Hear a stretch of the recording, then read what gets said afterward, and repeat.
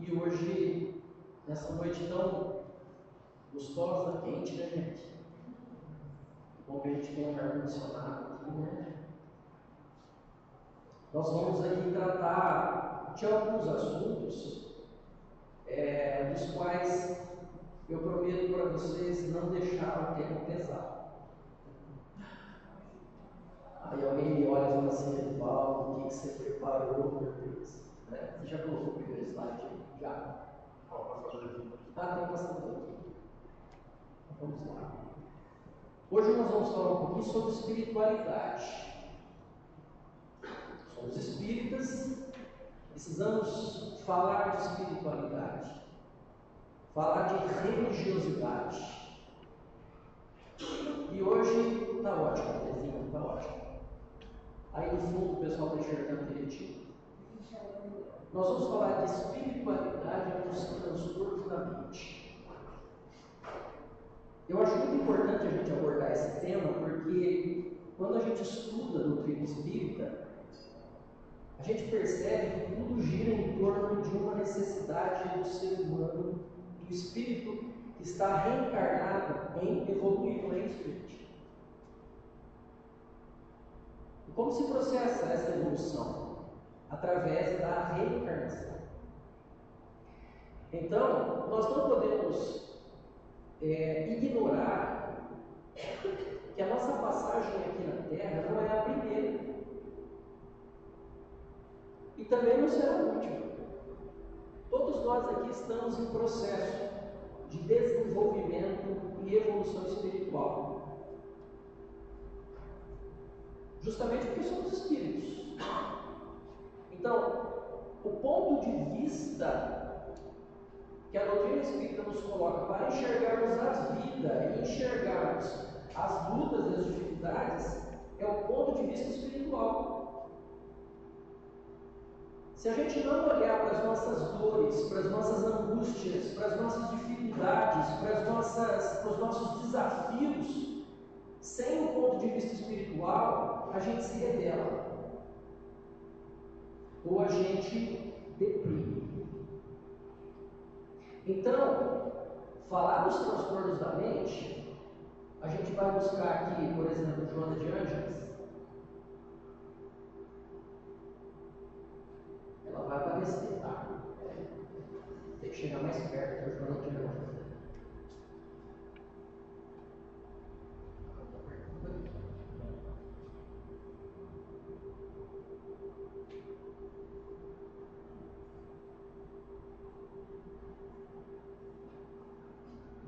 Puxa para mim o slide. Eu vou ensinar para vocês. Puxa para mim. Pode ser? Estamos com um probleminha técnico aqui e a gente vai resolver.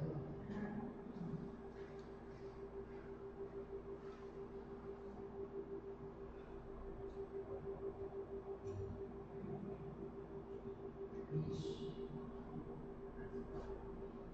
Agora foi. Obrigado. Destravou. Joana de Ângeles, no livro Conflitos Existenciais, vai falar para a gente o seguinte, ó. Na raiz de todo o processo aflitivo existe uma herança psicológica de outra existência, ressurgindo como necessidade de reparação a fim de favorecer o espírito com novas aquisições, sem amarras com os fracassos que ficaram no passado. Essa mensagem, por si só, daria para a gente fazer uma palestra inteira sobre essa passagem, sobre essa frase de Joana de Ângeles. Porque ela vem realmente dizer para a gente, de uma forma bem sucinta, que existe em todo o processo aflitivo uma herança psicológica do passado.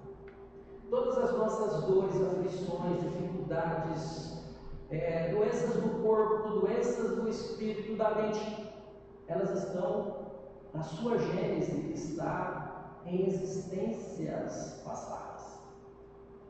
No entanto, ela ressurge como uma oportunidade de reparação.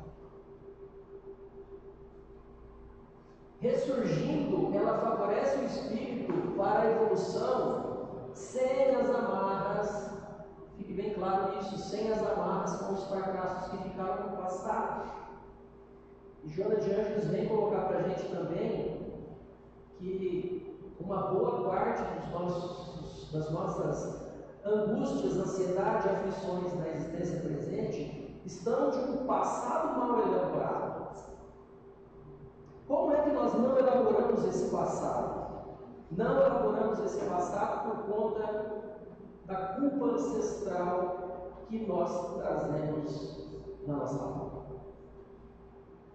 Essa culpa que vem de séculos, quiçá milênios, dentro das congregações tradicionais religiosas das quais nós vivemos, que pautaram sempre em um ato de manipulação e de controle das massas através do medo e através da culpa. Vocês lembram disso?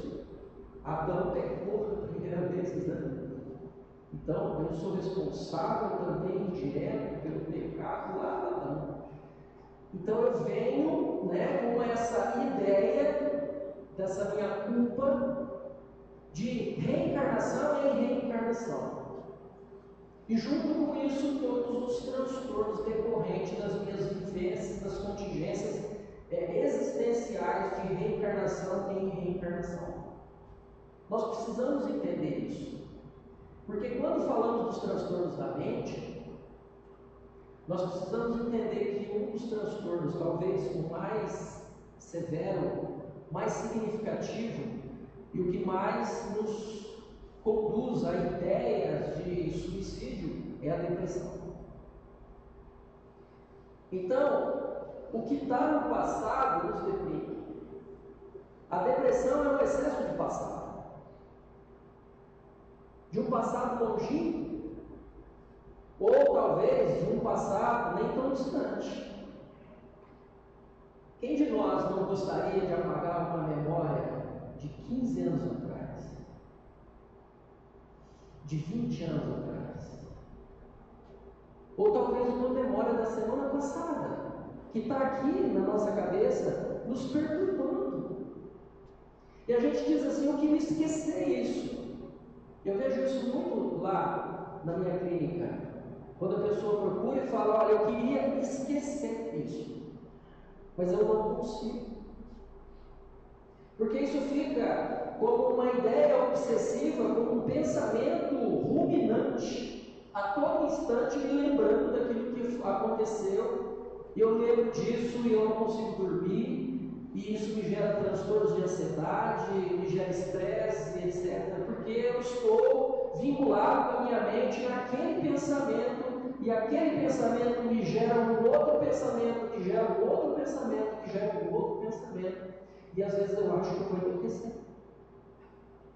Agora imagina todo esse conjunto de pensamentos e ideias que nós temos na nossa cabeça, considerando a presente reencarnação, se nós remontarmos a 20 encarnações. Vocês já imaginaram? E segundo os Espíritos, tudo está gravado no nosso perispírito. Nós não esquecemos nada, nada passa, tudo fica armazenado, tudo fica registrado no porão do nosso inconsciente. É por isso que o Freud dizia que mais de 90% daquilo que nos controla, nós não sabemos o que é, porque está no nosso inconsciente. Menos de 10% é o nosso consciente, que é a ponta do iceberg.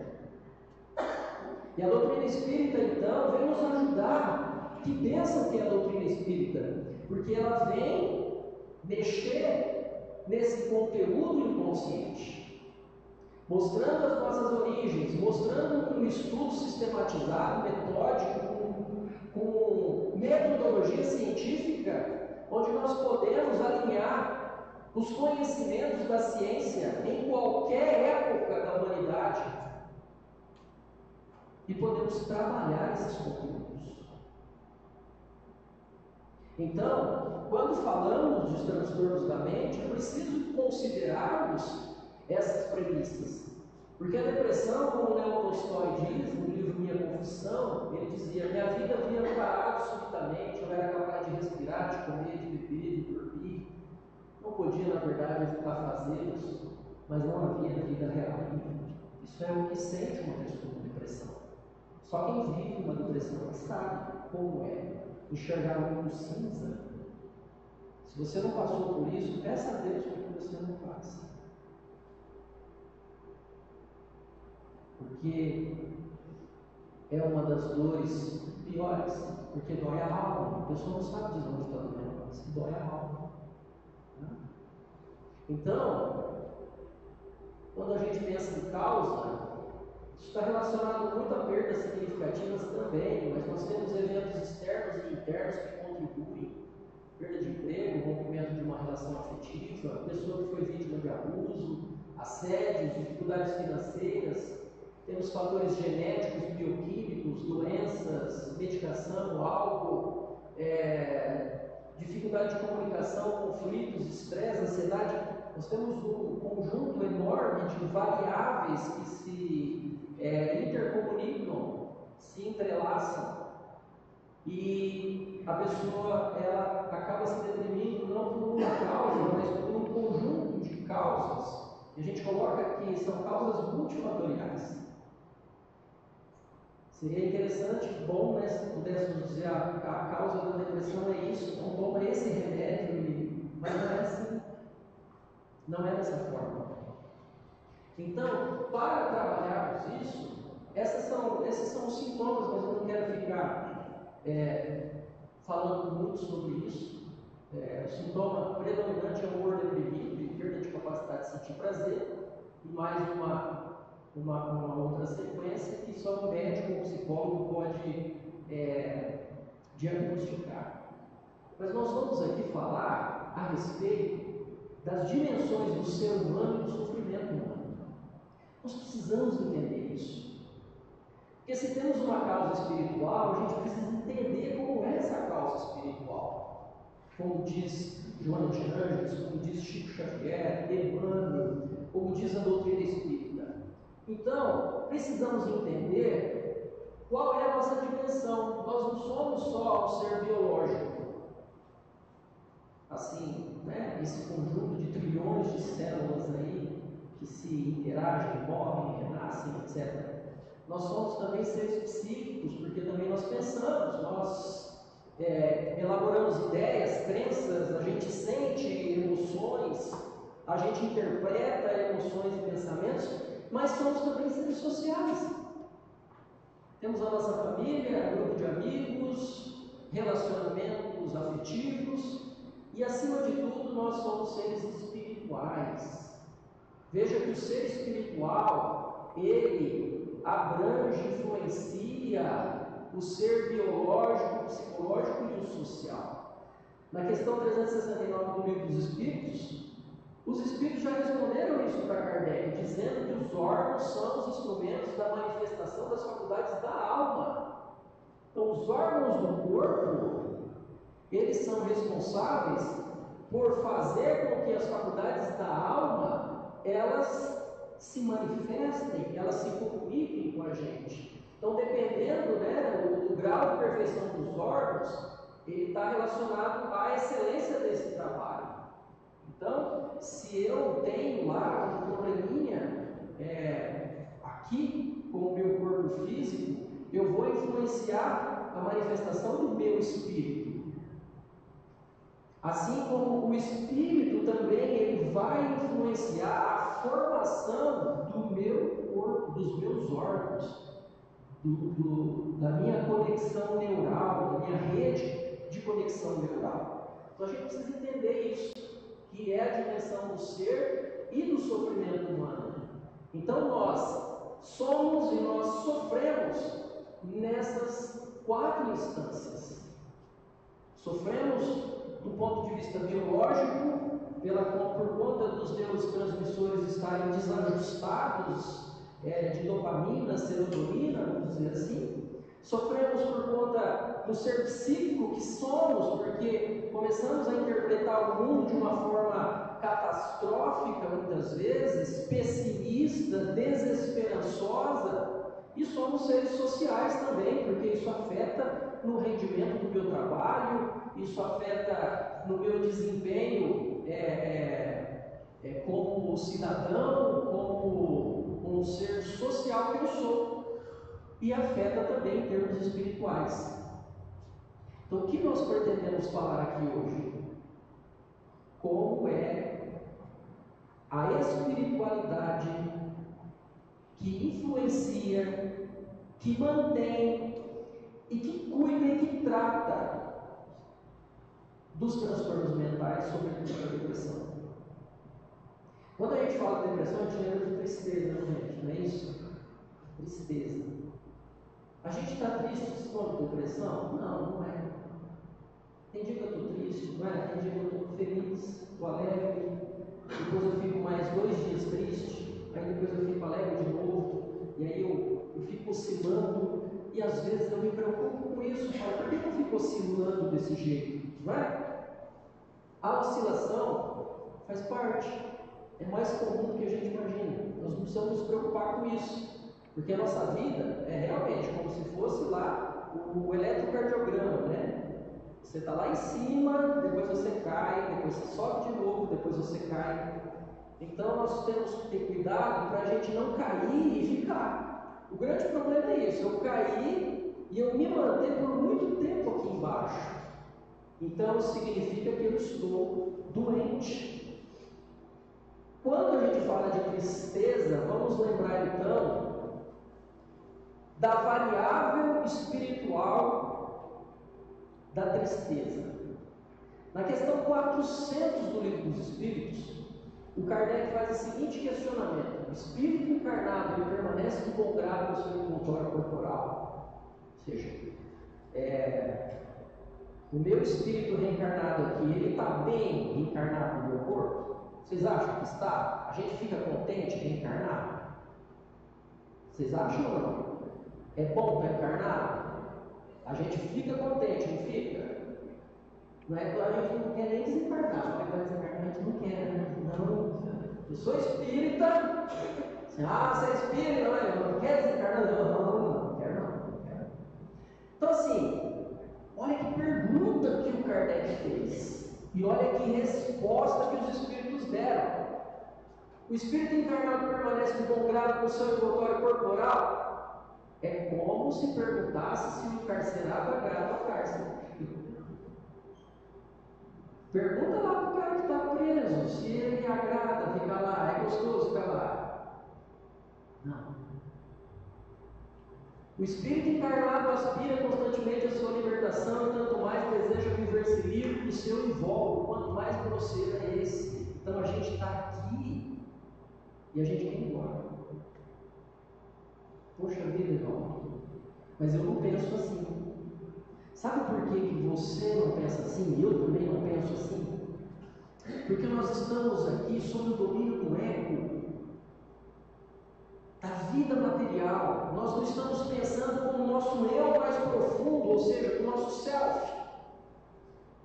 Porque se eu pensar com o meu eu mais profundo, com o meu self, eu me identifico com a minha essência, e a minha essência é espiritual, e a minha essência espiritual acha esse plano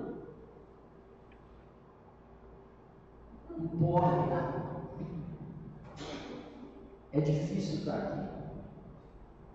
O meu ser, em essência, ele quer o quê? Se libertar, porque está preso. Está preso em um corpo de carne limitado, cheio de dificuldade, que se arrasta aqui contra o peso da gravidade. Então os Espíritos vêm falar isso para a gente. Quanto mais ele é grosseiro, mais ele quer se ver livre. Então vamos ver outra coisa agora, vamos ver uma outra referência que os Espíritos vêm falar para a gente sobre essa variável espiritual da tristeza, da depressão. Olha lá, capítulo 5, eu vou para cá porque eu fiquei com a cabeça erguida. Melhor, né? Capítulo 5, item 8. A melancolia.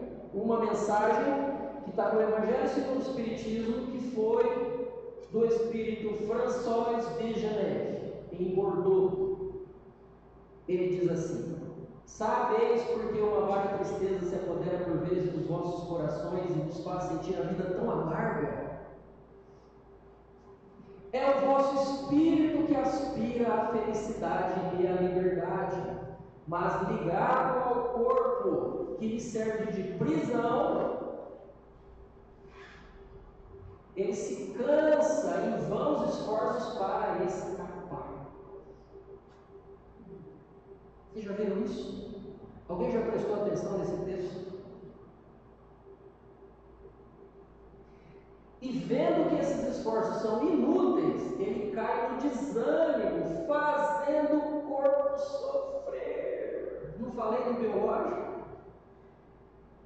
Olha o espírito atuando no biológico, fazendo o corpo sofrer.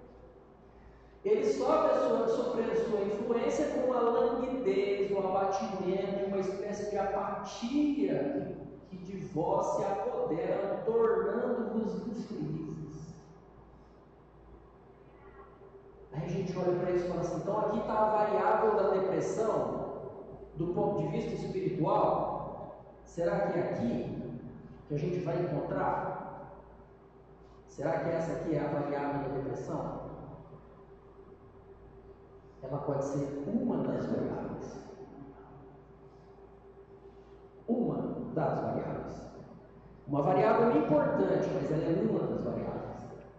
Na sequência da mensagem, ele vem dizer para a gente que a gente precisa se lembrar que durante o período na Terra, nós temos que desempenhar uma missão de que nós não suspeitamos, quer dedicando às nossas famílias, quer cumprindo as nossas obrigações que Deus nos confiou. Então ele fala, ó, a gente precisa lembrar disso. O Espírito quer ir embora, ele sente saudade do mundo espiritual, só que ele precisa lembrar que ele tem obrigação aqui na Terra, que ele assumiu um compromisso aqui na Terra, seja dedicando a sua família ou uma outra missão. Então ele fala para a gente: sede fortes e corajosos para o suportar.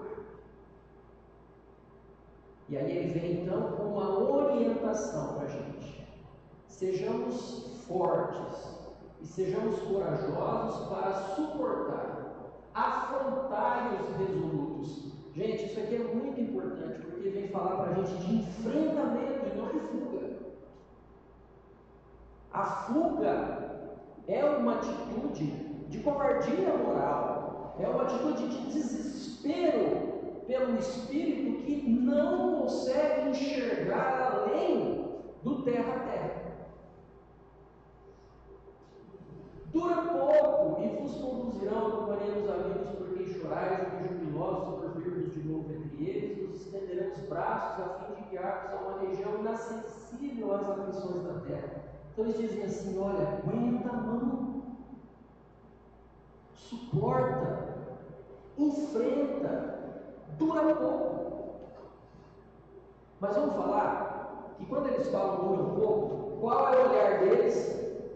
É da essência. Eles não estão falando com a visão do ego, eles estão falando com a visão da nossa essência, do nosso self, do nosso espírito. Porque vamos lembrar o que é 20 anos, 30 anos, 80 anos perto da eternidade. Não é nada. Então eles falam: olha, aguenta firme, suporta, enfrenta, tá? Porque dura pouco, e isso vai te conduzir à companhia dos amigos por quem você chora, e eles estão jubilosos por te encontrar, mas você precisa atravessar esse deserto com coragem. A depressão é uma rude prova para o espírito que a deve enfrentar com galhardia, recorrendo ao arsenal terapêutico da medicina e do espiritismo. Vejamos aqui mais uma vez Joana de Anjos falando para a gente sobre enfrentamento.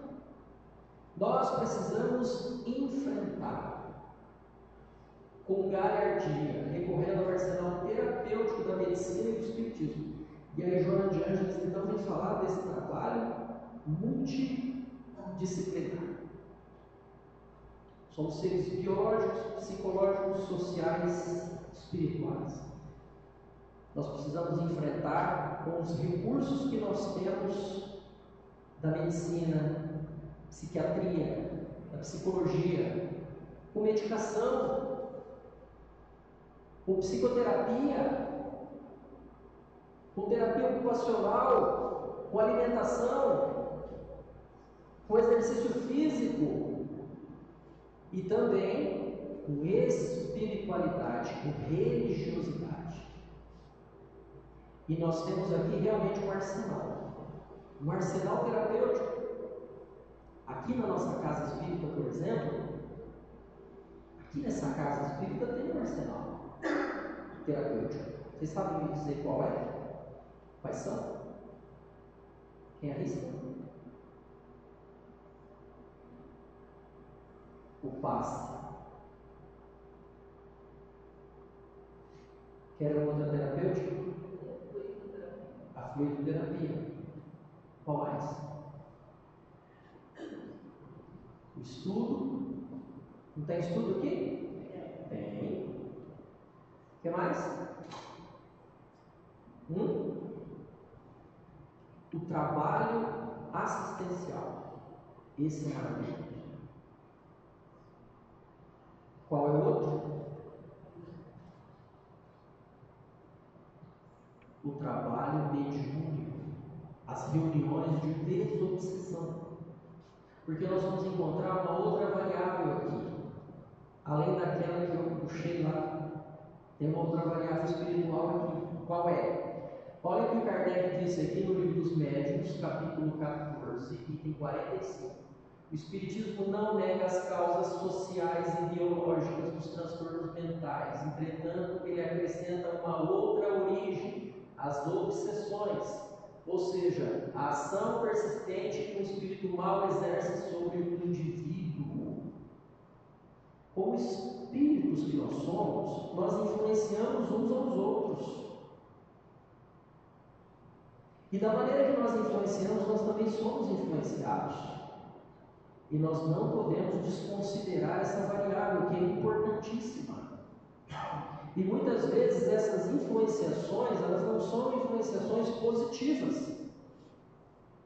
Porque tendo em vista que hoje em dia tem gente que não gosta da gente, não é verdade? Não tem gente, todo mundo gosta de você. Você é querido por todo mundo. Eu acho que não. Todos nós temos aquelas pessoas que não se afinam com a gente, não é? E olha, a gente não fez nem muita coisa errada para elas. Fizemos? Fizemos nada. A gente acha que não fez nada. Pergunta para ela. Não é? Porque se você roubar de mim R$10, para mim, eu vou falar, dá R$10. Mas e para o outro? Para o outro é mais do que R$10. Você roubou a honra dele. Você passou ele para trás, ele vai se sentir extremamente prejudicado. E ele vai se ligar mentalmente com você em vibrações negativas de querer a desforra. Então aqui a gente já tem as pessoas que não simpatizam com a gente. Imagina, pega 20 reencarnações lá atrás. Quantas pessoas a gente já não influenciou, a gente já não conviveu, a gente já não prejudicou, não é? Ajudamos também? Ajudamos. Podemos ter ajudado, né? Mas é possível que existam muitos desses que estão aqui, caminhando com a gente, ou reencarnado com a gente, né? Dentro de casa, como filho, como mãe, pai, esposa, esposo, né? Cunhado, né? Então, esses espíritos que estão no mundo espiritual, eles estão aqui, tentando nos prejudicar, criando obsessões. As obsessões, eu convido vocês, porque não vai dar tempo da gente falar aqui sobre as obsessões, mas eu convido vocês a participarem do curso que tem aqui na casa sobre as obras de Allan Kardec. Vocês vão estudar aqui o Evangelho, o livro e vocês vão ficar encantados com a orientação e o ponto de vista espiritual que nós procuramos enxergar a vida. Então, essas obsessões nada mais são do que influências negativas, onde o Espírito tenta constranger a gente a fazer uma coisa que ele quer, tá? Então, a gente tem aqui, ó, obsessão simples, que é a influência do pensamento, né? Intuição perniciosa, que não altera o nosso livre-arbítrio de jeito nenhum, mas incomoda a gente. Tem a fascinação, que é uma ilusão que é produzida pela ação direta do Espírito sobre o pensamento, que de certa maneira paralisa o raciocínio, pode levar a aceitar doutrinas mais estranhas, as teorias mais falsas, como se fossem a única expressão da verdade. Isso aqui a gente vê muito nos dias de hoje, tá? Fascinação. Essa polarização política que a gente tem aí, muitas pessoas, seja do lado de lá ou do lado de cá, tapam os olhos para algumas realidades que a pessoa não consegue ver, não consegue enxergar. Por quê? Porque está fascinado. A lógica, a razão e o bom senso não atinge ali o cognitivo da pessoa. Então a gente tem que tomar muito cuidado. A subjugação ou possessão, que aí já é uma coisa para uma prática psiquiátrica. No entanto, a gente tem que olhar aqui, ó, que tudo tem a ver com pensamento. Está vendo? Pensamento, paralisa a vontade. É um pensamento que sofre com isso. É o veículo, né? Pelo qual os espíritos, eles procuram nos influenciar. Então nós precisamos tomar cuidado com os nossos pensamentos. Aquilo que está aqui, ó, o que a minha mente está produzindo. Então, uma coisa muito interessante é prestar atenção naquilo que eu penso. Como é que é o meu pensamento? Vocês já fizeram esse exercício de pensar sobre o teu pensar? Não? Faz esse exercício então. Eu convido vocês a fazer esse exercício. Assim, ó, eu pensei nisso. Olha, eu estou agora observando eu pensando. Parece esquisito isso, né? Vocês vão falar que o psicólogo é tudo esquisito, o psicólogo é tudo louco. Mas tem um fundamento por trás disso, gente. Quando você começa a pensar sobre o seu pensar, a gente chama isso de metacognição. Ou seja, você está olhando para si mesmo a partir de um ponto de vista externo. E quem é que está fazendo isso?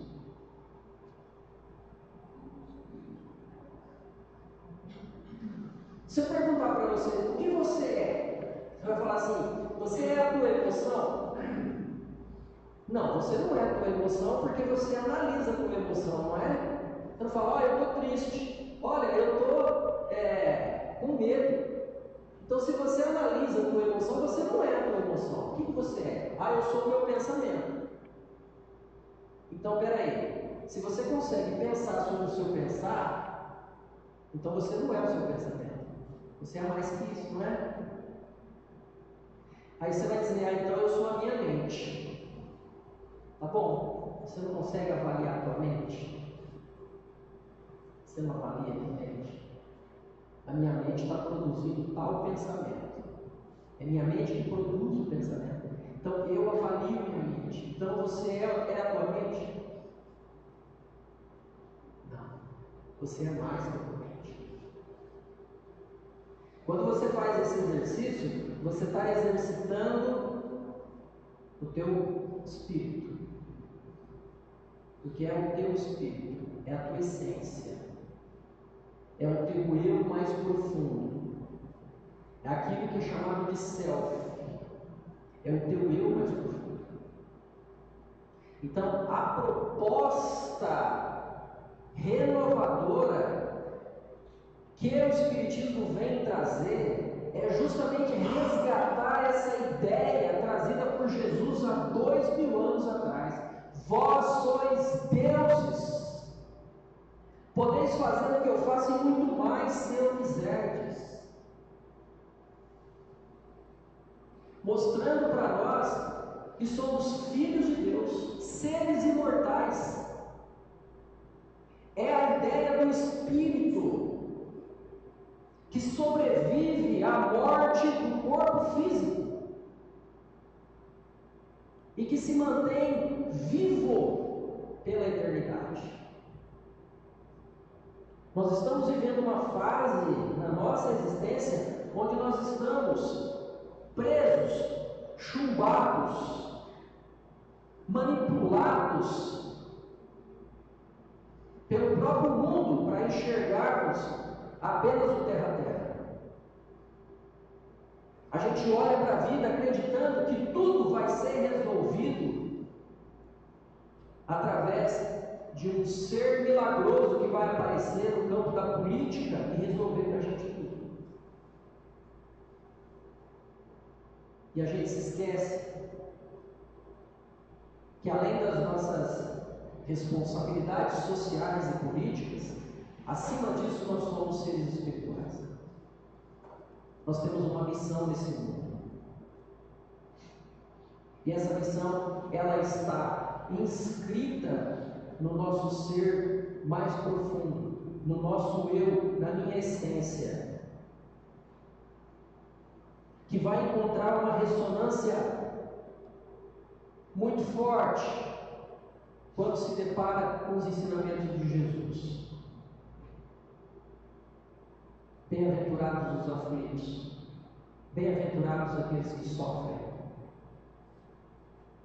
porque serão consolados. Quando nos deparamos com a mensagem evangélica, é tocado o nosso ser mais profundo, e a gente se emociona. O nosso ser imortal. Nós precisamos nos identificar com o nosso ser imortal. Essa é a proposta da doutrina espírita, é nos espiritualizarmos. Não no sentido de vivermos uma vida alheia às necessidades da terra, de maneira alguma, mas a gente aprende a dar o justo valor de cada coisa. A vida terrena tem o seu valor, mas talvez esse valor ele esteja superestimado por muitos de nós, ou por todos nós. E o nosso ser imortal, o nosso espírito, ele está subestimado. Porque a gente não ora, a gente não estuda, a gente não filosofa, a gente não medita, a gente está preso às necessidades do cotidiano. E dessa forma, tudo se torna ameaçador. Tudo se torna catastrófico na minha vida. Porque eu estou enxergando com os olhos do meu ego. Então, o Evangelho vem dizer para a gente, lá no capítulo 5, item 14, a calma e a resignação, aurívas da maneira de considerar a vida terrestre, e a confiança no futuro dão ao espírito uma serenidade que é o melhor preservativo contra a loucura e contra o suicídio. Ou seja, a maneira que eu encaro a vida. Como espírito, eu encaro a vida de uma outra forma. Se eu tive uma perda significativa, eu olho para essa perda significativa que eu tive e eu lembro de que nada nesse mundo me pertence. Eu estou chorando por algo que eu acredito que eu perdi, mas o que é que eu tenho desse mundo? Eu vim sem nada e eu vou partir desse mundo sem nada. A família, meus filhos, o meu emprego, o meu status, aquilo tudo que eu costumo dizer que é meu, nada é meu.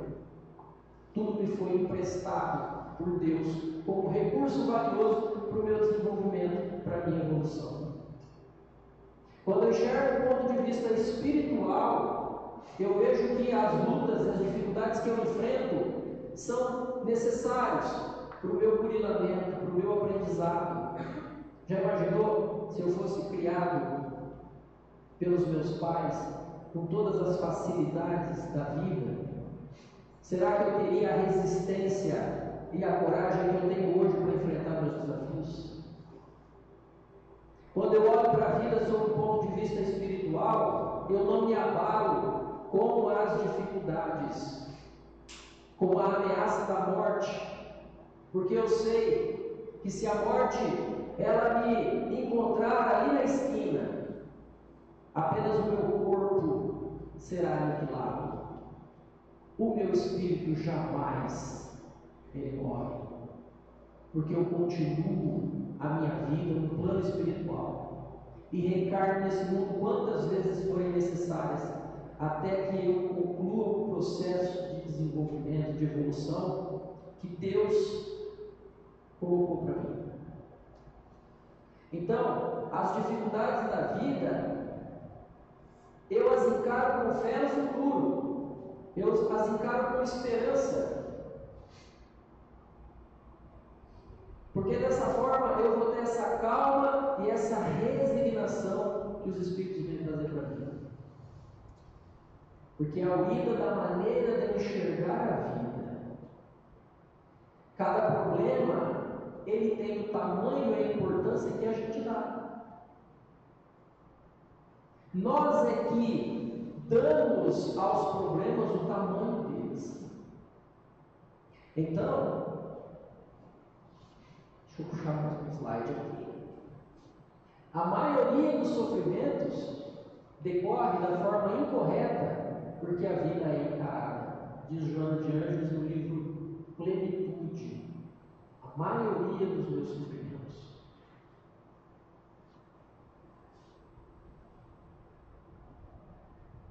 Aqui, quando eu desenvolvo um novo modelo cognitivo, eu desenvolvo a crença em Deus e a crença em mim mesmo.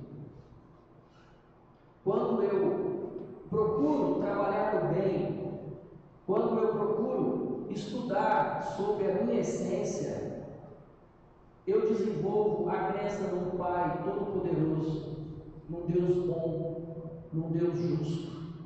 E eu desenvolvo também a crença de valor, de amparo, de amor em mim mesmo. E aí então eu mudo os meus pensamentos. Quando eu penso de uma forma catastrófica, quando eu penso numa perda irreparável, por exemplo, ou quando eu penso num diagnóstico que a minha mente já interpreta aquilo como uma sentença de morte, o meu pensamento ele já vem e conserta, dizendo: eu não tenho tanta certeza sobre os meus pensamentos, eu tenho apoio. Eu já enfrentei situações difíceis assim antes, eu já superei. Vai ser difícil, mas eu vou tentar de novo. A morte não é a melhor solução. E dessa forma eu consigo desenvolver o sentimento de esperança e conseguir fazer todos os enfrentamentos que são necessários. Porque eu consigo desenvolver a crença do valor em mim mesmo. A crença de que sou amado e de que sou capaz de amar. A crença de que eu sou amparado. A crença de que Deus não me abandona em momento algum. Ele esteve comigo desde a minha criação e continua comigo até hoje e estará comigo eternamente. Darwin diz assim que a depressão ela é bem adaptada para fazer uma criatura se guardar de qualquer grande mal, súbito mal. Então é uma forma adaptativa, segundo Darwin.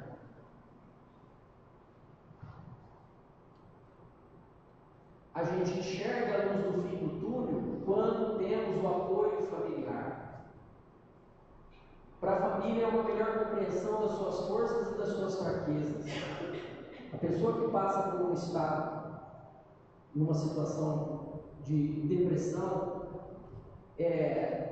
na família ela encontra as forças, mas ela encontra também às vezes as fraquezas, porque nem sempre a família ela dá aquele apoio necessário. O indivíduo é um momento de reflexão, é um momento de autoconhecimento. Nessa hora é onde o indivíduo ele é levado de uma forma, entre aspas, forçada a estar vivendo a sua sombra, vivendo a sua escuridão dentro de um processo de autorreflexão e de autoconhecimento. Vocês conhecem a história do bambu chinês? Eu acho a história do bambu chinês bem representativa em relação a essas situações que a gente vive. Conta-se que o bambu chinês ele é uma planta que, quando você coloca ela na terra, você planta uma sementinha, ela fica 5 anos sem brotar, porque ela está crescendo para dentro da terra. Ela está crescendo para 5 metros de profundidade e 10 metros de largura. Ela está criando uma rede complexa de raízes fortes para dentro da terra. E você não vê nenhum raminho durante 5 anos. Só depois de 5 anos que começa a brotar um raminho para fora da terra e ela cresce. E esse bambu chega a 25 metros de altura. Nas grandes tempestades, esse bambu ele enverga de uma tal forma que, com a força do vento castigando ele ali, ele toca a ponta do chão, mas ele não se quebra, porque ele tem 2 forças importantes. A primeira é a força das raízes. A segunda é a flexibilidade. Ele não é rígido, ele é flexível, ele se adapta às condições adversas. Porque ele ficou 5 anos na escuridão da terra. Durante 5 anos, ele viveu a treva. Ele ficou sozinho. E ali ele adquiriu as suas forças. Muitas vezes nós também estamos vivendo um momento de escuridão. Muitas vezes nós olhamos ao redor e enxergamos um mundo escuro, um mundo cinza. Mas nós não podemos desconsiderar que nós estamos também criando as nossas forças, assim como o bambu chinês. Diz um filósofo antigo que a hora mais escura da noite é a que melhor nos coloca para ver as estrelas. Então são nesses instantes de escuridão e de dor que nós precisamos nos lembrar que nós não estamos sozinhos. E que tanto nos momentos de alegria quanto nos momentos de tristeza, Deus está conosco. Nessas horas de dor e de sofrimento, a espiritualidade, nosso anjo guardião, os representantes de Jesus, que é o nosso grande pastor das nossas almas, estão ali nos ajudando, nos sustentando, aguardando o momento do nosso amadurecimento. Às vezes, a nossa visão é apenas essa visão imediata, mas nós precisamos entender que não há dor, não há sofrimento que dure eternamente. E que naquele instante em que nós nos voltarmos para o pensamento, no nosso eu mais profundo, buscando o pensamento em Deus ali, nós vamos encontrar a resposta. Nós vamos conseguir enxergar essa estrela. Nós vamos conseguir compreender a dor e enfrentá-la de uma forma mais positiva e adequada. E que o bambu chinês, então, inspire as nossas vidas e que nos dê esse sentimento de esperança, de fortalecimento e de fé das nossas almas. Muito obrigado pela atenção de vocês.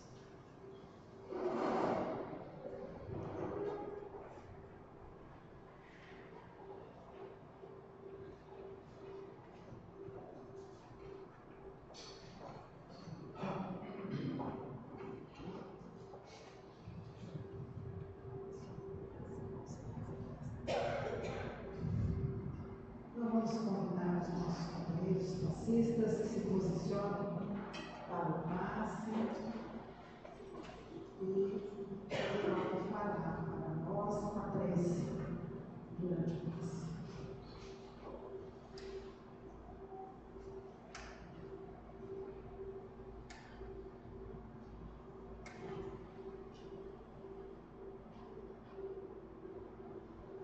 assim, envolvidos nesta vibração de paz e de harmonia que a espiritualidade amiga envolve a cada um de nós. Nós elevamos o nosso pensamento a Deus, a Jesus, o nosso Mestre querido, e dizemos do fundo do nosso coração: obrigado, Senhor. Obrigado pela oportunidade maravilhosa de nos reunirmos aqui em Teu nome, de estarmos nessa casa abençoada de trabalho, de oração, de estudo, conhecendo um pouquinho mais e refletindo também sobre nossas propostas existenciais, despertando a luz da nossa alma, do nosso espírito imortal, reconhecendo, Senhor, que nessa essência é onde nós nos identificamos, que é através da consciência de que somos espíritos imortais, criados simples e ignorantes. Estamos na trajetória, no caminho da evolução, e nunca estamos sozinhos. O Teu amor vela por nós, o Teu carinho, o Teu cuidado, o Teu zelo caminha conosco em cada segundo, e jamais estivemos desamparados ou estaremos desassistidos pelo Teu amor. Abençoe, Senhor, a cada um de nós que viemos até aqui essa casa em busca de acolhimento, em busca de paz nos nossos corações. Recebamos nesse instante, Senhor, de acordo com a Tua vontade e de acordo com o nosso merecimento, o bálsamo e o lenitivo aos nossos corações, à nossa mente, à nossa alma. Que a Tua paz, Senhor, esteja presente conosco também, com aquela pessoa ou aquelas pessoas que o meu pensamento busca nesse instante.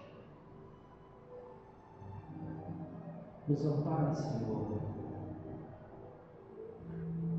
que cada um de nós consiga Te lembrar em todas as nossas ações do dia, para que venhamos a executar tudo de acordo com a Tua vontade. Pai de infinita bondade, santificado, Senhor, seja o vosso nome. Venha a nós o Teu reino, seja feita a Tua vontade, assim na terra como nos céus. O pão nosso de cada dia nos dai hoje. Perdoa, Senhor, as nossas dívidas, assim como nós perdoamos nossos devedores. E não nos deixe cair em tentação, e livra-nos da prática do mal. Assim seja.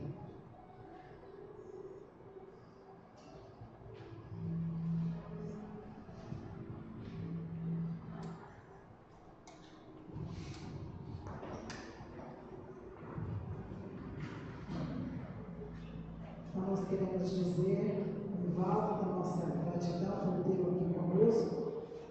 Nós ainda tivemos uma aula, estamos diante desse corpo profissional, mas também do espírita, que fala, que estuda, que traz as explicações, os ensinamentos da doutrina espírita e do Evangelho.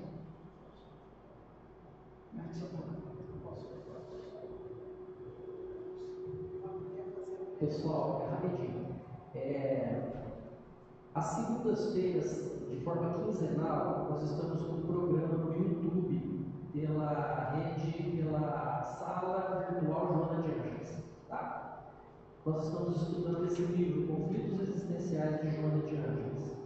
Nós já estudamos lá na Pátria do Evangelho, agora na Pátria do Evangelho a gente está estudando outra obra, mas o Conflitos Existenciais a gente está fazendo estudo agora pelo YouTube. Tá? Então, segunda-feira, não essa, a próxima, às 8 horas da noite, nós estaremos com o programa ao vivo e ele fica gravado lá também. Então eu peço para que vocês assistam. Depois, qualquer coisa, eu mando o link aqui no grupo. Tá bom? Está aí o convite, né, que o Evaldo faz para todos nós, para que a gente vá cada vez mais aprendendo, buscando esses ensinamentos. Obrigada, Evaldo. Que a paz do Mestre querido envolva a todos mais uma semana, que nós possamos ter e conduzir a semana em muita paz. Nós vamos agora ler lá para o nosso jardim, na árvore de feijoada, os pães, que é realmente uma confraternização muito boa que nós fazemos. Muita paz a todos.